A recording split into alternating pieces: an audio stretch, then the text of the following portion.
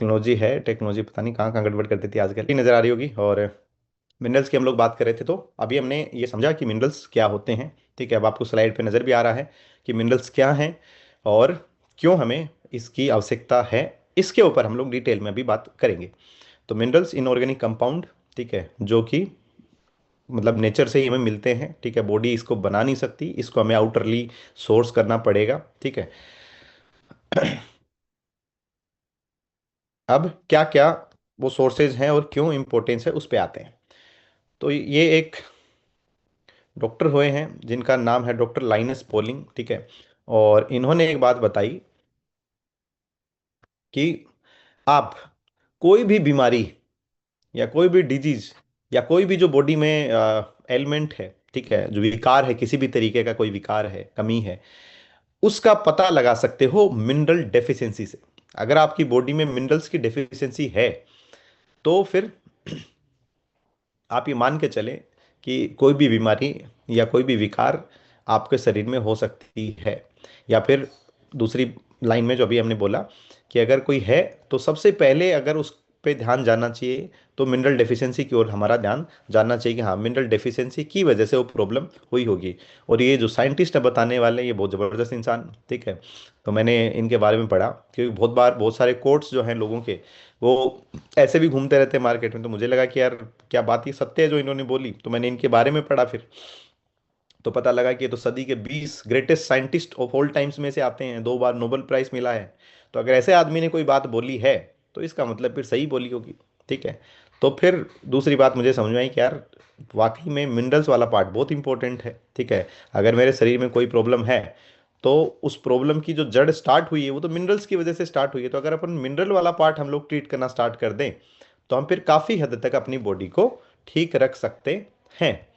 Mineral हमें day to day life में हर चीज़ के लिए चाहिए, हर काम के लिए चाहिए। अगर हम चल फिर रहे हैं, अगर हम बात करें जैसे अभी मैं बोल रहा हूँ, तो जाहिर सी बात है मिनरल्स की प्रेजेंस में ही मेरा शरीर ये इफेक्टिवली चल पा रहा है। अगर आप सोच रहे हैं, आप सो रहे हैं, हर एक काम जो आप अपनी डे टू डे लाइफ में करते हैं, उन सब के लिए मिनरल्स रिक्वायर्ड होते हैं। अब ये मिनरल्स मिलते कहाँ से हमें? तो मिनरल्स के दो ही सोर्स हैं, एक धरती और एक पानी। ठीक है, धरती मतलब जमीन, ठीक है, और पानी जो हम पीते हैं उससे, ये दो ही सोर्सेज से हमें मिनरल्स मिलते हैं। तो जमीन से हमें डायरेक्टली तो मिनरल मिलते नहीं है, तो जमीन से मिनरल्स आप पहले तो कोई ना कोई सोर्स के माध्यम से आएंगे जो भी हम खाते हैं। लेकिन आज के दिन जो सबसे बड़ी समस्या है वो ये है कि जो जमीन हमारी है, इंडियन सॉइल, इसी के अंदर में मिनरल की डेफिशिएंसी हो गई है। ठीक है, organic carbon, nitrogen, phosphorus, potassium, boron, copper, iron, manganese, ये सब जो रेड में आप देख रहे हैं ये सारा डेफिशिएंसी का नंबर है। ठीक है, और ये तो कुछ ही मिनरल हैं जिनकी हम बात कर रहे हैं। तो ओवरऑल क्या आंकड़ा आ रखा है कि जितने एसेंशियल मिनरल हैं जो जमीन में होने चाहिए, वो आज के दिन 50% से भी कम मात्रा में जमीन में अवेलेबल हैं। आज के दिन हमारे फूड सोर्सेज में अवेलेबल हैं। अब जब जमीन में है ही नहीं, ठीक है, अगर जमीन में उनकी डेफिशिएंसी है तो फिर हमें मिलेंगे कहाँ से? तो दूसरा सोर्स आता है पानी। ठीक है, जिस पानी को हम लोग पीते हैं, और उस पानी के साथ भी समस्या ये हो गई है कि आज के दिन हम सब लोग आरओ का पानी पीते हैं। ठीक है, और आरओ मिनरल्स को खत्म कर देता है, ये बात सबको पता, जग जाहिर बात है। चाहे वो आरओ है, चाहे वो बोटल्ड वाटर है, चाहे पैक्ड वाला पानी है, कोई भी जो फिल्टर वाटर हम लोग पी रहे हैं आज के दिन, वो मिनरल्स नहीं दे रहा। तो जमीन में हो गए हैं आधे से भी कम मात्रा में, और उसके बाद जो पानी वाला सोर्स था उसमें भी मात्रा खत्म सी हो गई है या ना के बराबर उसमें अवेलेबल है। तो सवाल ये आता है कि फिर ये मिनरल मिल भी रहे हैं हमें, नहीं मिल रहे हैं?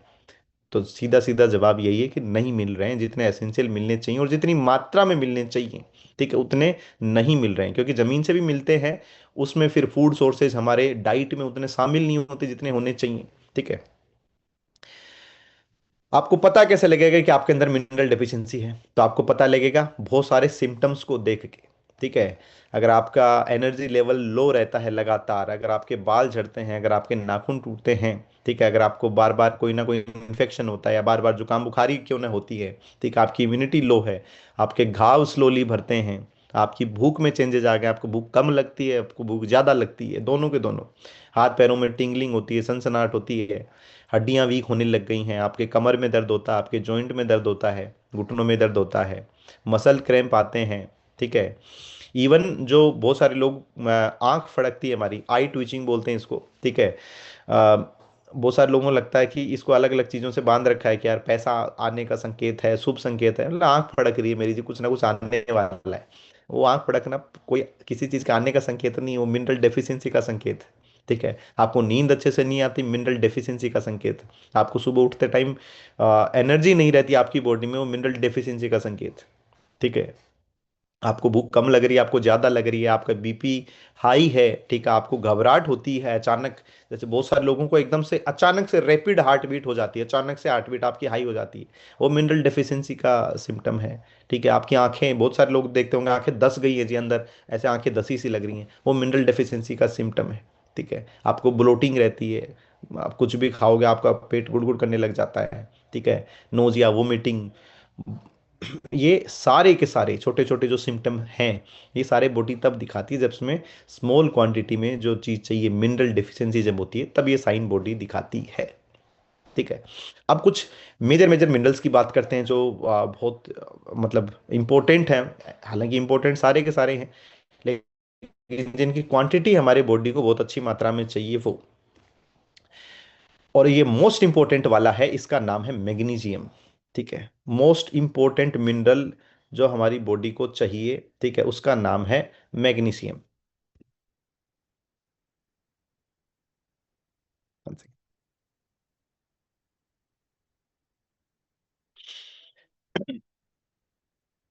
एक मास्टर मिनरल जो सेल्यूलर एनर्जी के लिए, हार्ट रिदम के लिए और मेटाबॉलिक बैलेंस के लिए इंपॉर्टेंट है, रिक्वायर्ड है। ठीक है, 300 से ज्यादा बॉडी के अंदर में बायोकेमिकल रिएक्शन होती हैं, 300 से ज्यादा छोटी छोटी ये समझ लें कि केमिकल प्रक्रियाएं चलती है जिसकी वजह से कुछ ना कुछ बॉडी में होना होता है।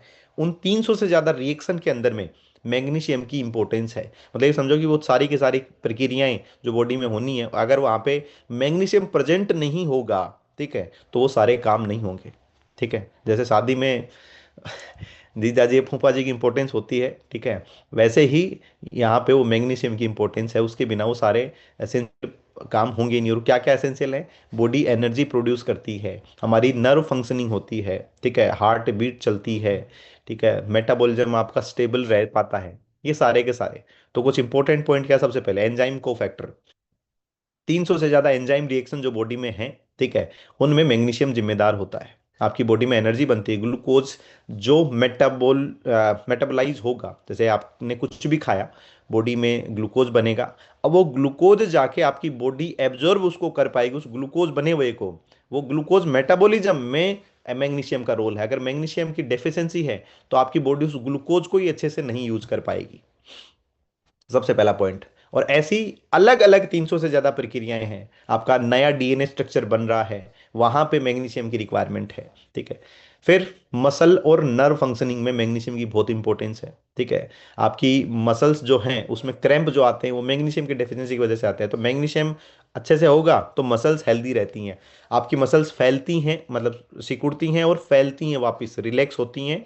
ठीक है, फैलती हैं और कॉन्ट्रैक्ट होती हैं, सिकुड़ती हैं, दोनों प्रक्रियाएं मैग्नीशियम की प्रेजेंस में होती हैं। ठीक है, और हमारी जो ब्रेन के अंदर में नर्व्स में सिग्नलिंग प्रोसेस होती है, एक जगह से दूसरी जगह सिग्नल जाता है बिल्कुल लाइटनिंग स्पीड से, वो मिनरल्स मैग्नीशियम की प्रेजेंस में ही पॉसिबल है। ठीक है, हार्ट हेल्थ के लिए बहुत इंपॉर्टेंट मिनरल है मैग्नीशियम। कैसे, ब्लड प्रेशर को रेगुलेट करता है, हमारी जो आर्टरीज हैं, आर्टरीज बिल्कुल पाइप के जैसे, बट वो फ्लेक्सिबल होती हैं, तो ब्लड जब पंप होता है तब आर्टरीज फैलती हैं। ठीक है, और जब वापस पहुंचाना होता है आर्ट तक तो वापस वो हल्की से सिकुड़ती हैं ताकि प्रेशर के साथ वो वापस पहुंचे। ये जो फैलना सिकुड़ना अगेन जैसे मसल्स में था, बिल्कुल वैसे ही आपकी आर्टरीज के भी रिलैक्स होने में या कॉन्ट्रैक्ट होने में, सिकुड़ने में, दोनों में मैग्नीशियम का रोल है। तो जब मैग्नीशियम डेफिशिएंसी होती है तो वो आर्टरीज अच्छे से रिलैक्स नहीं हो पाती, और उसकी वजह से वो सिकुड़ी रहती हैं या हार्ड हो जाती हैं, और उसकी वजह से ब्लड प्रेशर की समस्या बनती है। बीपी क्या है, आपकी ब्लड हाई प्रेशर से आपकी बॉडी में मूव कर रहा है आर्टरीज के अंदर में, और आर्टरी वो मूव कब कर रहा होता है, जब आर्टरीज स्टिफ हो जाती हैं, हार्ड हो जाती हैं। और जब ये डेफिशिएंसी होगी तो फिर आपकी बॉडी में या आर्टरीज में क्लोट्स बनने के या कैल्सिफिकेशन के चांसेस भी होते हैं। ठीक है, कैल्शियम डिपॉजिट हो सकता है आर्टरीज के अंदर में, ठीक है, जो ब्लड में प्रेजेंट होता है, या फिर क्लोट जो बनता है वो क्लोटिंग बनने के चांसेस बढ़ जाते हैं क्योंकि वो रिलैक्स अच्छे से नहीं हो पा रही। मैग्नीशियम की इंपॉर्टेंस आपके बोन हेल्थ में है बहुत ही ज्यादा। ठीक है, बहुत सारे लोगों को लगता है कि बस कैल्शियम है तो हड्डी है, या हड्डी पूरी कैल्शियम से बनी है, नहीं। हमारी बॉडी का 60% मैग्नीशियम हमारी बोन्स के अंदर में स्टोर्ड होता है। आपकी पूरे शरीर का 60% मैग्नीशियम स्टोर ही बोन्स के अंदर में होता है। इसका मतलब बोन्स का भी इंपॉर्टेंट पार्ट मैग्नीशियम मैग्नीशियम है। ठीक है, तो बोन स्ट्रक्चर या बोन डेंसिटी जो वीक होती है, खासतौर पे फीमेल्स में हड्डियां खोखली होनी शुरू हो जाती हैं एजिंग के साथ साथ में। ठीक है, वो मैग्नीशियम डेफिशिएंसी की वजह से। प्लस बोन्स में कैल्शियम भी होती है और पोटेशियम भी होता है, तो वो जो अदर दो मिनरल हैं जो मेजर हैं, उनके बैलेंस के लिए भी मैग्नीशियम की रिक्वायरमेंट। उसके बाद आपका डाइजेशन आता है।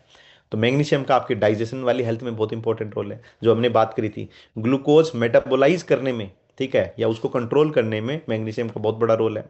और साथ ही साथ इंसुलिन सेंसिटिविटी को कंट्रोल करने में। ठीक है, कि आपकी बॉडी इंसुलिन को कितना अच्छे से मान रही है। और अगर वो नहीं होता, तभी जाके इंसुलिन रेजिस्टेंस की शुरुआत होती है लॉन्ग रन में, जो फिर आपको डायबिटीज बनाने का कारण बनता है, या फिर हार्ट इश्यूज बनाने का कारण बनता है। इंसुलिन रेजिस्टेंस की वजह से आगे चल के बहुत सारी प्रॉब्लम्स होती हैं। तो इंसुलिन रेजिस्टेंस का स्टार्टिंग पॉइंट क्या है? ठीक है, अगर बॉडी में मैग्नीशियम डेफिशिएंसी है तो बॉडी इंसुलिन को अच्छे से नहीं मानती।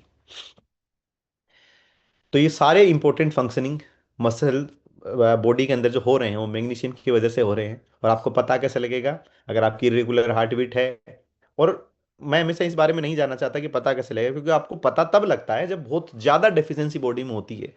तो अच्छी बात ये है कि हमें चीज़ों का पता है कि यार मेरे बॉडी में ये फंक्शनिंग है, तो मैं पहले ही उसकी भरपाई करके चलूँ। ठीक है, फैटीग, थकान, हेडेक, माइग्रेन जिनको होते हैं, इसीलिए माइग्रेन वाले केसेस में सीएमडी बहुत कमाल का काम कर जाता है। ठीक है, तो point number one, magnesium most important mineral जो आपको चाहिए आपकी बॉडी को। Second, potassium. अगेन, अब यहाँ पे मिनरल्स के बारे में एक बात बड़ी इंपॉर्टेंट सी है कि बहुत सारे मिनरल्स के आपको कॉमन कॉमन से रोल्स मिलेंगे। आपको लगेगा कि यार ये काम तो वो भी कर रहा है, ये काम तो वो भी कर रहा है। क्योंकि मिनरल्स मैक्सिमम फंक्शनिंग ये लगा लीजिए कि मिलके करते हैं। ठीक है, कॉम्बिनेशंस में करते हैं, एक दूसरे के पूरक भी हैं। एक प्रेजेंट नहीं है तो दूसरा इफेक्टिवली काम नहीं कर पाता, अगर दूसरा नहीं है तो पहला इफेक्टिवली काम नहीं कर पाता। वो इम्पोर्ट हेल्थ में। ठीक है, पोटेशियम भी हेल्प करता है आपकी मसल्स को कॉन्ट्रैक्ट होने में। ठीक है, और जो इलेक्ट्रिक सिग्नल्स हैं वो आपकी सेल्स तक इजीली पहुंचे। ठीक है, और आपकी हार्ट बीट जो है वो इरेगुलर ना हो, उसके लिए भी इंपॉर्टेंट है पोटेशियम। ठीक है, ब्लड प्रेशर को मैनेज करने में, स्ट्रोक या हार्ट रिलेटेड रिस्क ना हो, इसके लिए पोटेशियम इंपॉर्टेंट है। ठीक है, उसके बाद फ्लूइड और मिनरल बैलेंस में पोटेशियम बहुत इंपॉर्टेंट है। ठीक है, बॉडी के अंदर में जो फ्लूइड का बैलेंस है। ठीक है, या फिर ये लगा लीजिए जो सबसे इंपॉर्टेंट वाला पार्ट हम देखते हैं। ठीक है, कि बॉडी की जो सेल्स के अंदर में पानी भी अच्छे से एंटर हो पाता है, वो तब हो पाता है जब उस पानी में पोटेशियम प्रेजेंट होता है। ठीक है, तो पोटेशियम सेल्स के अंदर में पानी के एंट्रेंस के लिए बहुत इंपॉर्टेंट है। ठीक है, उसी की वजह से हाइड्रेशन अच्छा हो पाता है। तो अगर आपकी बॉडी ज़्यादा डिहाइड्रेटेड रहती है या डिहाइड्रेशन के प्रॉब्लम्स हैं, तो पोटेशियम डेफिशिएंसी, अगर पोटेशियम अच्छे से होगा तो बॉडी हाइड्रेट अच्छे से होगी, पानी शरीर में अच्छे से लगेगा। ठीक है, और point number four, nerve functioning में। ठीक है, नसों की जो हमारी, अगेन ब्रेन हेल्थ में पोटेशियम का बहुत इंपॉर्टेंट रोल है। सारे सिग्नल्स इफेक्टिवली अच्छे से काम कर पाते हैं।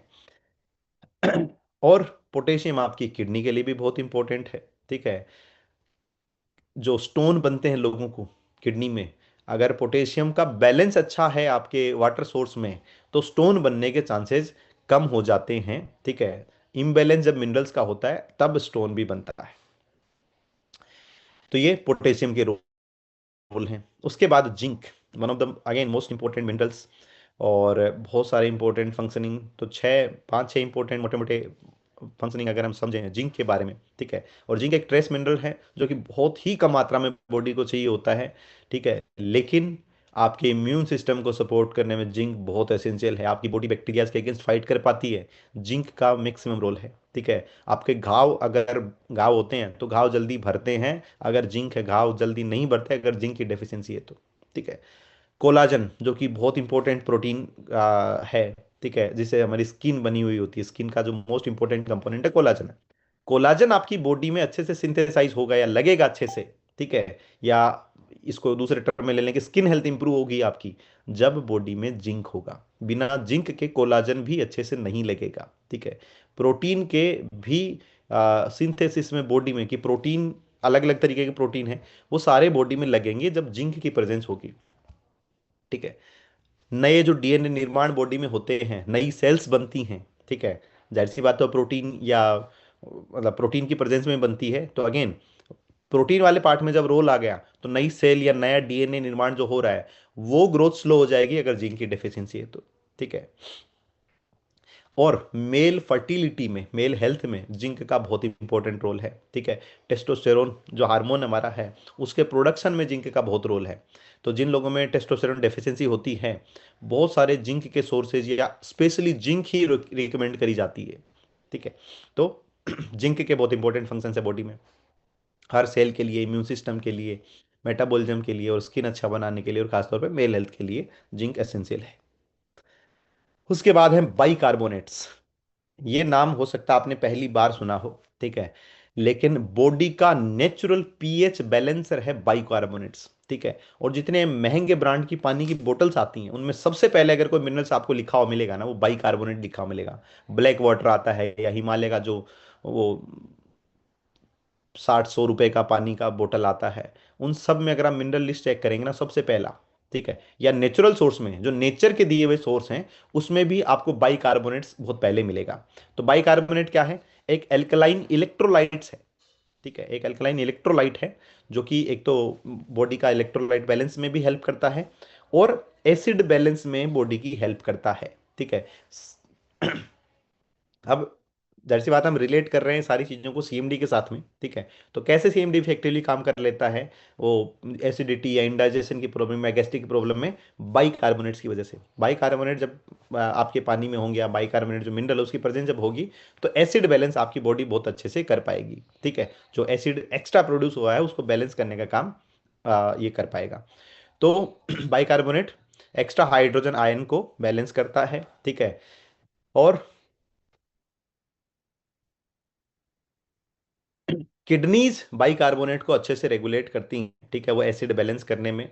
इसलिए जब किडनी रिलेटेड कोई प्रॉब्लम होती है, ठीक है, तो बाइकार्बोनेट की डेफिशिएंसी वहां पे पकड़ी जाती है, ठीक है। Low bicarbonates level are common in chronic disease, chronic kidney disease due to impaired acid removal. आपकी बॉडी एसिड बॉडी में जब ज्यादा बनता है, तो उसको इफेक्टिवली बैलेंस नहीं कर पाती, क्योंकि बाइकार्बोनेट की डेफिशिएंसी है, और उसकी वजह से आपकी किडनी हैम्पर होती है, और सीकेडी, क्रोनिक किडनी डिजीज होने के चांसेस बढ़ जाते हैं, ठीक है।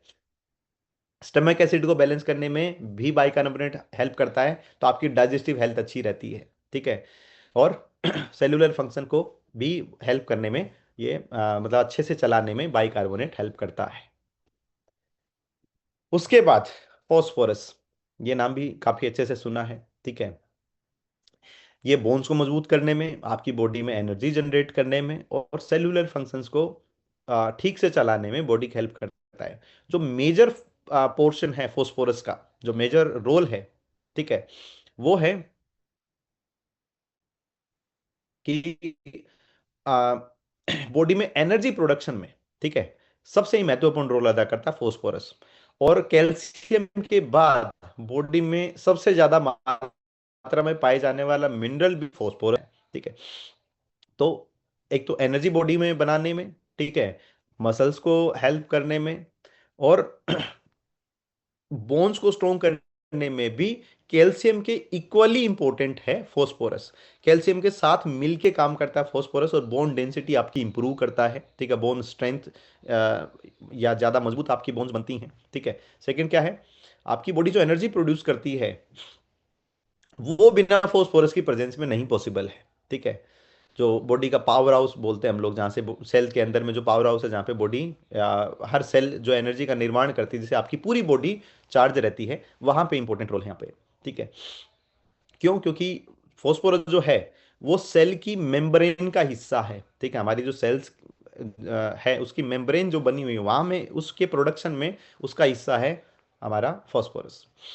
और अगेन नई सेल्स बनती हैं, डीएनए आरएनए का निर्माण होता है, वहां पे भी इंपॉर्टेंट फंक्शनिंग है फोस्फोरस। उसके बाद में क्लोराइड्स, एक क्लोरीन होता है, ठीक है, एक क्लोराइड्स होता है। क्लोराइड एक टाइप ऑफ इलेक्ट्रोलाइट है, ठीक है, जो अगेन बॉडी के फ्लूइड बैलेंस में, ठीक है, और एसिड बेस, एसिड और एल्कलाइन जो एनवायरनमेंट है बॉडी का, उसको दोनों के बैलेंस में ये काम करता है। और साथ ही जो बीपी की समस्या है, वहां पे क्लोराइड्स बहुत इंपॉर्टेंट है, सोडियम के साथ में मिलकर ब्लड प्रेशर को रेगुलेट करता है।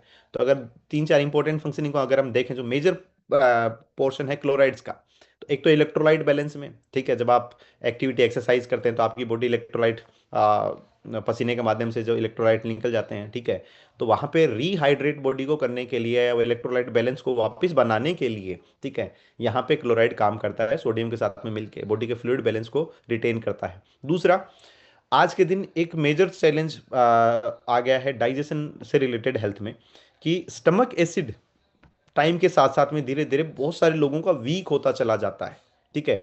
बहुत सारे लोगों को जो डकारे वगैरह आती हैं, या बहुत बार ऐसा लगता होगा कि जी गले तक एसिड आ गया, बहुत सारे लोग ये कंप्लेंट करते हैं। एसिड रिफ्लेक्स की जो प्रॉब्लम है, एक्चुअल में एसिड एसिड रिफ्लेक्स ज्यादा एसिड बनने की प्रॉब्लम नहीं है, बल्कि वीक स्टमक एसिड बनने की समस्या है। जब आपका स्टमक एसिड वीक होता है, ठीक है, तब ये प्रॉब्लम जनरेट होती है। तो यहां पे आपकी बॉडी का जो एसिड प्रॉपर बने, ठीक है, या वो एसिड स्ट्रोंग हो, यहां पे उसको बैलेंस करने में क्लोराइड्स का बहुत इंपॉर्टेंट रोल है, ताकि आपका फूड अच्छे से डाइजेस्ट हो सके।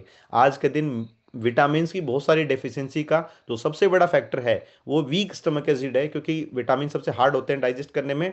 और वीक स्टमक स्टमक एसिड की वजह से बहुत सारे विटामिन ही एब्जॉर्ब नहीं हो पाते बॉडी में, या फाइबर या प्रोटीन डाइजेस्ट ही नहीं हो पाती बॉडी में, ठीक है। उसके बाद में पीएच बैलेंस करने में, ठीक है, बहुत बढ़िया काम करता है क्लोराइड्स। सेलेनियम एक बहुत ही इंपॉर्टेंट मिनरल्स, जो कि ट्रेस मात्रा में बॉडी को चाहिए, मिनिमम मात्रा में चाहिए, लेकिन बहुत सारे काम बॉडी के लिए करता है, ठीक है। इम्यून सिस्टम को मजबूत बनाने में, ठीक है, हमारा जो बॉडी का डिफेंस सिस्टम है, और खास तौर पे जो सबसे इंपॉर्टेंट वाला फैक्टर है, थायराइड, जो हमारा हार्मोन है, थायराइड जो, उसकी मेंटेनेंस में, उसकी एक्टिविटी प्रॉपर से चले, उसमें बहुत बढ़िया काम करता है सेलेनियम, ठीक है। तो अगर आप में सेलेनियम सेलेनियम डेफिशिएंसी है, तो आपका थायराइड फंक्शन 100% बिगड़ता ही बिगड़ता है, क्योंकि थायराइड ग्लैंड के अंदर ही मैक्सिमम सेलेनियम जाता है। हमारी बॉडी का जो आई टोटल सेलेनियम का मैक्सिमम कंपोनेंट पाया जाता है थायराइड के अंदर में। इसलिए थायराइड को रेगुलेट करने में, और थायराइड सही से रहता है, तब फिर हमारा डाइजेशन कंट्रोल अच्छे से होता है। बहुत ही अच्छा एंटीऑक्सीडेंट है सेलेनियम, ठीक है, जो फ्री रेडिकल में से या इन्फ्लामेशन जो सूजन है, उसको कम करने में सेलेनियम बहुत अच्छे से हमारी बॉडी की हेल्प करता है। और हार्ट रिलेटेड इश्यूज की रिस्क को भी कम करने में सेलेनियम हेल्प करता है। तो एक बहुत ही पावरफुल ट्रेस मिनरल, जो कि आपके थायराइड फंक्शनिंग में, आपके एंटीऑक्सीडेंट सपोर्ट में, और आपकी इम्यूनिटी को बूस्ट करने में बहुत ही कमाल का काम करता है। तो ये थे कुछ मिनरल्स के एग्जाम्पल, कि कैसे बहुत सारे मिनरल्स हमारी बॉडी को चाहिए, बॉडी के लिए इंपॉर्टेंट है। दूसरा पॉइंट, अब आज के टाइम में डाइट में और पानी में वो मिनरल की डेफिशिएंसी है। और जैसे ही अब ये सारे मिनरल में काफी सारे पॉइंट हमने देखे कि कैसे मिनरल्स पीएच बैलेंस में काम करते हैं। तो जब मिनरल डेफिशिएंसी होती है पानी में, तो फिर पानी का पीएच बिगड़ जाता है, और वो पानी नेचर में बन जाता है एसिडिक। और अगेन जो बात मिनरल वाले पार्ट पे लागू होती है कि मिनरल डेफिशिएंसी में ही आपकी बॉडी में बीमारियां पनपती हैं, बिल्कुल वैसे ही ये बात आयुर्वेद में सालों पहले, हजारों सालों पहले बोली गई थी, कि सारी बीमारियां पेट से शुरू होती हैं, ठीक है। पेट से कैसे शुरू होती हैं? जब आपका पेट का या पित्त बैलेंस जब बिगड़ता है, एसिडिटी बॉडी में ज़्यादा बनती है, तब आपकी बॉडी में रोग बनते हैं। और एल्कलाइनिटी रहती है तो रोग नहीं बनते। तो आपका जो डाइजेशन या पाचन का जो बैलेंस है, ठीक है, वो अम्लीय हो जा रहा है उस पानी की वजह से, जिस पानी में मिनरल्स प्रेजेंट नहीं है, ठीक है। आपका पानी हो जा रहा है नेचर में एसिडिक। तो ये एसिड बेस का परिभाषा क्या है? 7 तक एसिडिक, 7 न्यूट्रल, और 7 से 14 अगर पीएच स्केल पे देखें तो एल्कलाइन में काउंट होता है। अब ये मजे की बात, हमेशा से हम लोग एल्कलाइन पानी ही पीते आए हैं, एल्कलाइन पानी। और ये एक एग्जाम्पल है, ठीक है, ये एक वाटर बॉडी सोर्स, ले लद्दाख डिस्ट्रिक्ट में अलग अलग 4 सोर्सेस का पानी लिया गया और उसका पीएच चेक किया गया। ट्यूबवेल का, स्प्रिंग का जो झरना होता है, हैंडपंप का, ठीक है, और झील का, सब जगह पानी के सैंपल एल्कलाइन पाए गए। इसका मतलब नेचर जो है आपको वो पानी अल्कलाइन ही अवेलेबल करवाती है नेचुरली। हम लोगों ने आर्टिफिशियल प्रॉब्लम क्रिएट करी और उस पानी को हमारे एल्कलाइन की जगह कर दिया एसिडिक, वो आरओ के चक्कर में या वो फिल्टर करने के चक्कर में। और एल्कलाइनिटी क्यों इंपॉर्टेंट है बॉडी के लिए? ठीक है, बॉडी का पीएच बैलेंस तभी बन पाएगा। और बॉडी का पीएच क्या होता है? ब्लड का जो पीएच होता है वो 7.35 टू 7.45 होता है। इसी के बीच में बॉडी हमेशा अपना पीएच मेंटेन करती है, इससे पॉइंट ऊपर और पॉइंट नीचे नहीं होने देती। अगर ऐसा होगा तो फिर हमारा जीवन मतलब नहीं चल सकता। तो एल्कलाइनिटी की इंपॉर्टेंस क्या है? अगर आपका ब्लड का जो पीएच है वो बिगड़ेगा तो बॉडी के सारे फंक्शनिंग जो हैं वो डिस्ट्रैक्ट हो जाएंगे। ठीक है, तो बॉडी में एल्कलाइन एनवायरनमेंट चाहिए प्रॉपर ब्लड में ऑक्सीजन सप्लाई के लिए, आपकी बोन हेल्थ के लिए, आपके मिनरल्स बॉडी में जो लग रहे हैं, अभी मिनरल वाली बात कर रहे थे, मिनरल लगेंगे अच्छे से, या फिर बॉडी में सूजन या किसी तरीके की प्रॉब्लम नहीं आएगी जब बॉडी का एनवायरनमेंट एल्कलाइन रहेगा। अब ये एल्कलाइन एनवायरनमेंट का अगर मुख्य तथ्य हम देखें तो मुख्य तथ्य क्या है कि एक अल्कलाइन डाइट का गोल ये नहीं है कि आप ब्लड को ज्यादा अल्कलाइन बना सकें, बल्कि इसको दूसरे एंगल में देखा जाता है कि जब बॉडी पे एसिडिक लोड बढ़ता है, मतलब आप जो एसिडिक पानी पी रहे हैं, जो नेचर में एसिडिक नहीं था, नेचुरली वो एल्कलाइन पीना था, जब आप एसिडिक पानी पी रहे हैं तो आप बॉडी को एसिड वाले पार्ट पे और बढ़ावा दे रहे हैं। ठीक है, जो कि आपको नहीं देना था, तो उससे बॉडी का वो एसिडिक लोड बढ़ता है और फिर बॉडी को पीएच बैलेंस करना पड़ता है। और उसके लिए फिर बॉडी अलग अलग जगह से आपके शरीर में मिनरल्स निकाल के उस पीएच को बैलेंस करती है। ठीक है, तो वो और प्रॉब्लम क्रिएट करने वाला होता है। तो एल्कलाइन पानी इसलिए नहीं पीना कि आपका ब्लड एल्कलाइन ज्यादा हो जाएगा, नहीं, ब्लड हमेशा उसी पीएच बैलेंस में रहेगा। इसलिए पीना ताकि आप अपनी बॉडी पे एसिड का लोड ना इंक्रीज करो, ताकि आपकी बॉडी को एक्स्ट्रा परेशान ना होना पड़े या फिर वो दूसरे किसी फंक्शंस को हैम्पर करे। और अगर हम ऐसा नहीं करेंगे, अगर बॉडी में क्रोनिक एसिडिटी रहेगी, मतलब लंबे समय तक वो एसिडिटी का इशू बना रहेगा, या फिर हम एसिडिक पानी लंबे समय तक अगर पिएंगे तो आपको डाइजेशन के रिलेटेड डिसऑर्डर होगा। ठीक है, जब डाइजेशन का डिसऑर्डर होगा तो आपका फिर मेटाबॉलिज्म अच्छे से काम नहीं करेगा। ठीक है, ओबेसिटी का इशू होगा, आपका वेट बढ़ना शुरू होगा, फिर आपकी आर्टरीज की हेल्थ भी खराब होगी, लॉन्ग रन में आपको डायबिटीज या और जो 10 तरीके की समस्याएं होनी हैं वो हो जाएंगी। ना आपकी बॉडी अच्छे से फ्लूइड बैलेंस कर पाएगी, ना अच्छे से डाइजेशन को चला पाएगी, क्योंकि आपने पित्त जो पीएच बैलेंस करना था वो किया ही नहीं। ठीक है, आपने बॉडी का लोड इंक्रीज कर दिया। तो ये सारी समस्याएं, अब आप इनका रूट अगर पकड़ना चाहोगे ना, या देखेंगे कि प्रॉब्लम की जड़ कहाँ है, तो प्रॉब्लम की जड़ वापस मिनरल डेफिशिएंसी पे जाती है। तो अब इन सारी समस्याओं का समाधान हमें कहाँ से मिलेगा? वो समाधान हमें मिलेगा सीएमडी से, एक ऐसा क्रांतिकारी सोर्स जो हमें सारे मिनरल्स बॉडी को जो चाहिए सही मात्रा में वो प्रोवाइड करवाता है। 84 different grade, different human grade minerals, मतलब नेचर ने जिस रूप में दिए हैं, शरीर को जिस रूप में चाहिए, वो सारे के सारे मिनरल सीएमडी आपको देता है। और जब ये मिनरल के वाले पार्ट की अच्छे से पूर्ति होती है तो आपका वाटर एल्कलाइन बन जाएगा। जब पानी एल्कलाइन होगा तो वो जो एसिडिटी रिलेटेड इश्यूज हैं, जो आपका एसिड लोड बढ़ रहा है बॉडी पे, वो बढ़ेगा नहीं, तो वो नुकसान सारे नहीं होंगे। और जो मिनरल के प्रॉपर फंक्शनिंग है, जो हमने देखे कि मिनरल क्या क्या काम कर रहे हैं, वो सारी फंक्शनिंग प्रॉपर चलेंगी, तो आपकी बॉडी के मैक्सिमम इश्यू ऐसे रिजोल्व हो जाएंगे। ठीक है, और सीएमडी एक safe to use, 100% safe to use product जो आता है अमेरिका में, ऊटा में द ग्रेट साल्ट लेक है। ठीक है, एक झील का पानी जो कि प्योर नेचुरल है। ठीक है, एज इट इज, जैसा नेचर ने दिया वैसा का वैसा हम बना के इसको पैक करके आपको दे रहे हैं। इसीलिए ये हाईएस्ट ग्रेड का सर्टिफिकेशन सीएमडी को प्राप्त है, ग्लूटेन फ्री, हलाल सर्टिफाइड, एनएसएफ।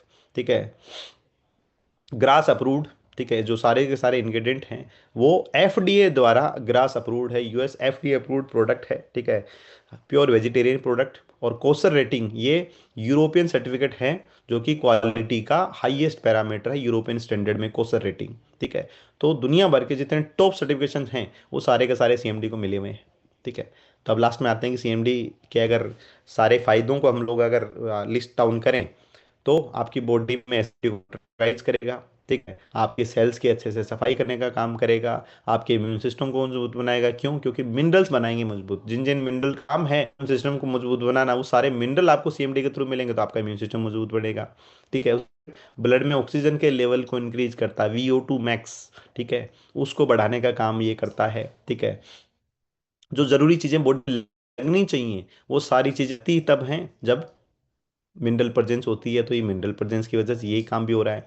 मसल वाला इश्यू हमने फेस देखा, सेम मैग्नीशियम का जो काम होता है, ठीक है, हड्डियां क्यों मजबूत बनाता है, क्योंकि कैल्शियम, पोटेशियम, फास्फोरस ये सारी डिफिशियंसी को पूरा करता है। हार्ट हेल्थ को अच्छा रखेगा, ब्रेन हेल्थ को अच्छा रखेगा, ठीक है। तो ये सारे काम CMD करता है। इसलिए, और तभी समझ पाएंगे कि वेलनेस कोच बनने की प्रक्रिया में होंगे। वेलनेस कोच भी नहीं, जब आप एक चैंपियन, इंपॉर्टेंस आप अच्छे से ले पाएंगे या समझ पाएंगे, ठीक है। तो ये था हमारा